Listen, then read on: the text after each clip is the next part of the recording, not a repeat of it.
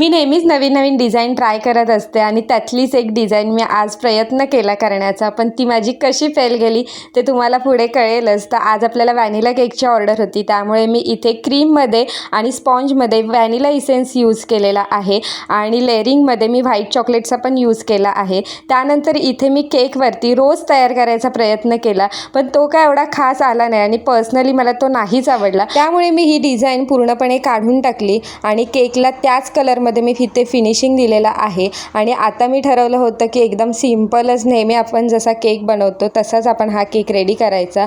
तर मी इथे वेविंग्स द्यायचा प्रयत्न केला होता, पण ते पण मला नाही आवडलं. मग पुन्हा ते मी रिमूव्ह केलं. म्हणजे मन एकदम स्थिर नव्हतं माझं त्या दिवशी, कारण मला जे करायचं होतं ते प्रॉपर झालं नाही, म्हणून मी थोडीशी डिसअपॉइंटेड झाले होते. पण काही हरकत नाही, मी पुन्हा एकदा ती डिझाईन नक्की ट्राय करेन. आणि इथे मी तुम्ही बघू शकता केकला फिनिशिंग दिलेला आहे त्याच कलरमध्ये आणि सिम्पली असे व्हाईट कलरचे फ्लावर्स काढलेले आहेत. हा केक ॲनिव्हर्सरीसाठी तयार करत होते, गावामध्येच हा केक जाणार होता एक जणांकडे.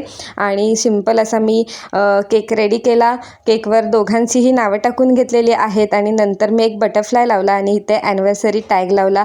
फ्रिंकल्स पण टाकले होते, त्यामुळे लुक एकदम छान आला होता केकला. केकचा फोटो काढून झाल्यानंतर मी तो कस्टमरला पाठवते आणि त्यानंतर केकवरचा बटरफ्लाय टॅग मी एका पॅकेटमध्ये पॅक करते आणि ते कस्टमरसोबत पाठवून देते, कारण की बटरफ्लाय फ्रीजला खराब होतात. तर चला भेटूया पुढच्या व्हिडिओमध्ये, तोपर्यंत बाय बाय.